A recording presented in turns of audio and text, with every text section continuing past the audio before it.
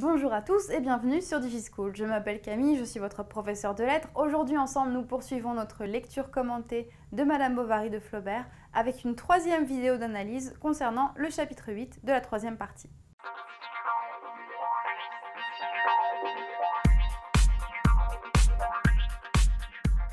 Aujourd'hui, nous allons nous concentrer sur la première partie du chapitre 8, c'est-à-dire celle qui précède la page 407 où il y a la rupture typographique, le blanc. Dans ce passage, donc, Emma va voir Rodolphe, c'est son dernier espoir. Rodolphe lui refuse l'argent et on va voir Emma sombrer dans la folie, donc la folie qui précède son acte du suicide. Et cette folie va entraîner des visions qui tiennent du fantastique. Donc c'est un peu notre sujet dans la vidéo. On va voir un peu l'influence entre la folie, le fantastique et on va se demander en quoi ça questionne le réalisme de Flaubert. Alors, la naissance de la folie d'Emma, c'est un événement progressif, Dans le chapitre précédent, le 7e chapitre, on voit déjà, on l'avait commenté, qu'elle commence à devenir folle. Il y a par exemple la scène de l'avertissement à Léon. Quand elle va demander de l'argent à Léon, Léon lui dit « mais tu es folle » et elle répond « pas encore », comme si elle allait le devenir. Il y a les visions diaboliques qu'elle a, donc par exemple quand elle croit qu'elle voit le vicomte, mais en fait elle n'est pas sûre, quand elle voit l'aveugle qui danse et ça préfigure sa mort. Il y a la déchéance inconsciente, le fait qu'elle va vers une, je cite, prostitution. Donc ça, c'est déjà témoin de la naissance de la folie chez Emma. Mais l'élément déclencheur de la vague de folie d'Emma, c'est vraiment au début du chapitre 8, le refus de Rodolphe. Rodolphe, selon elle, a des sous, c'est quand même un aristocrate, et il les lui refuse. En fait, on sait que Rodolphe n'a pas les sous, mais elle pense qu'il ne veut pas lui donner.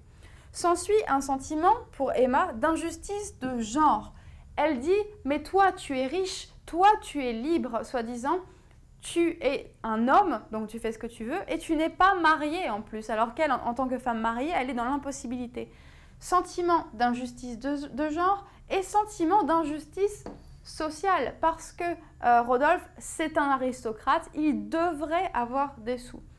Donc, le fait qu'on lui refuse l'argent renforce son sentiment d'injustice, d'impuissance, et Emma, là, clairement, ne voit plus d'échappatoire. Elle n'a plus aucune solution pour trouver de l'argent, pour éviter le déshonneur, et ça la précipite vers la folie et le suicide. Alors cette folie, comment se manifeste-t-elle dans un premier temps? Par les manifestations violentes de la part d'Emma. Elle jette des objets, elle commence à faire de longs monologues, alors que d'habitude c'est quelqu'un de plutôt réservé. On a accès à ses pensées, mais on ne la voit pas dialoguer. Elle sort de sa réserve habituelle, elle dit tout ce qu'elle a sur le cœur. Ça, c'est le début de la folie d'Emma, parce qu'on voit qu'elle n'est plus comme d'habitude.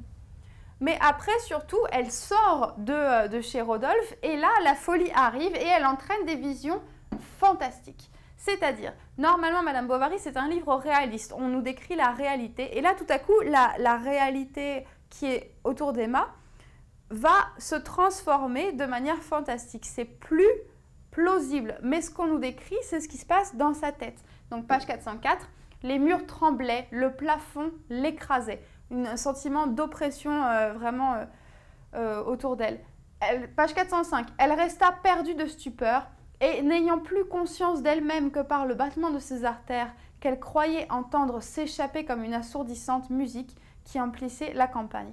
Ici, je vous signale juste le battement de ses artères qu'elle croyait entendre s'échapper. On va avoir une métaphore du sang qui coule. Elle a l'impression que ses veines sont ouvertes et que le sang se répand autour d'elle et entraîne des visions fantastiques. Le sol sous ses pieds était plus mou qu'une onde, c'est comme si elle marchait sur de l'eau. Et les sillons, donc les sillons des champs, lui parurent d'immenses vagues brunes qui déferlaient. Ici, on a une espèce de vision qu'on pourrait dire influencée par le romantisme. Dans le romantisme, c'est la sensibilité qui prime, c'est la sensibilité qui est décrite, d'accord? Flaubert, en tant que moderne, se construit contre le romantisme, mais ici pourtant il prend quand même ce qu'il y a à prendre dans le romantisme, il donne ce qu'Emma ressent, il donne une description de ce qu'Emma ressent, et c'est pour ça qu'on est entre le fantastique parce que c'est la folie, et le réalisme parce que c'est pourtant vraiment ce qu'elle ressent.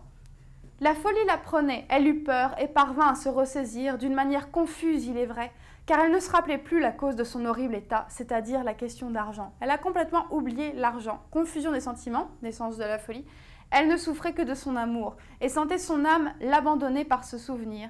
Comme les blessés, et on reprend ici la comparaison avec le sang qui coule, comme les blessés en agonisant sentent l'existence qui s'en va par leurs plaies qui saignent.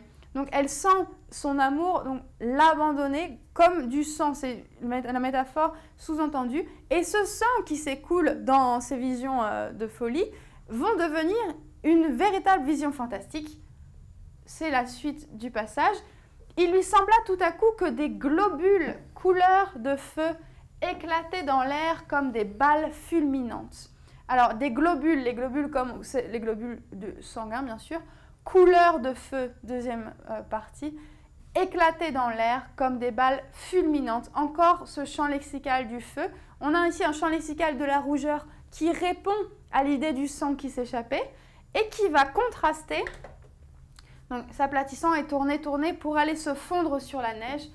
Ça se contraste avec la blancheur du paysage réel. D'accord? Donc d'un côté, on a l'hallucination d'Emma, le sang qui s'en va.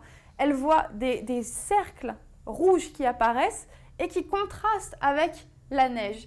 D'ailleurs, ce thème du sang sur la neige, on n'a pas vraiment le temps de s'étendre dessus, mais c'est un topos littéraire, ce qu'on appelle un topos, c'est-à-dire que c'est une image qui revient régulièrement et ce, tout au long de la littérature. Vous pouvez penser à Chrétien de Troyes, l'auteur médiéval que connaissait évidemment Flaubert, et à Perceval le Gallois, la scène du sang sur la neige. Plus récemment, plus de nos jours, vous pouvez évidemment penser à Jean Giono et Un roi sans divertissement, le sang sur la neige. Donc voilà, le topos littéraire, le sang sur la neige. Entre les branches des arbres. Au milieu de chacun d'eux, au milieu de chacun des globules, la figure de Rodolphe apparaissait. Ils se multiplièrent et ils se rapprochaient, la pénétraient, tout disparut. Tout disparut, retour au réalisme. C'était une vision fantastique, donc de cercle avec la tête de Rodolphe qui s'éclatait partout. Et c'est une vision fantastique qui pourtant fait partie de la réalité d'Emma. C'est là où le réalisme de Flaubert est ambigu. Donc effectivement, quelle est la fonction de ce passage qui appelle le fantastique et quelles sont les questions que ça peut entraîner? Alors la fonction, c'est que ça précède le passage à l'acte d'Emma. Il faut quand même qu'on sache ce qui passe dans sa tête pour comprendre pourquoi tout à coup elle va se dire qu'elle va aller manger l'arsenic. Donc c'est une manière d'exprimer la folie du personnage. D'un point de vue littéraire, ça questionne le réalisme de Flaubert. C'est un auteur réaliste, il n'est pas censé décrire des globules de feu qui s'éclatent partout sur la neige. Mais en fait, ça c'est le témoin d'une position moderne de Flaubert comme auteur réaliste. C'est-à-dire qu'il est réaliste, il veut être réaliste, mais il ne veut pas être réaliste comme les réalistes d'avant. Lui, ça ne l'intéresse pas de faire ce que faisait Balzac ou ce que faisait Champfleury, qui se contente de décrire la réalité. Lui, il veut décrire la réalité, d'accord, mais aussi il veut décrire la réalité de ce qui se passe dans la tête d'Emma. C'est pour ça que la vision fantastique d'Emma n'est pas contradictoire avec le réalisme de Flaubert.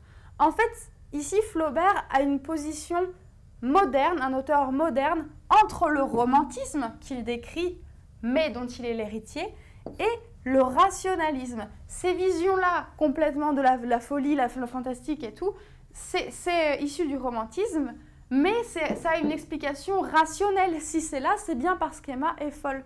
Donc c'est un passage vraiment intéressant. D'ailleurs, ce genre de passage, l'arrivée de la folie, les doutes, l'impression que le monde se déforme, qui mène au suicide, ça va être repris par des auteurs comme Guy de Maupassant. Guy de Maupassant qui sera un nouvelliste qui est originaire de la même région que Flaubert, qui ont certains liens entre famille et proches.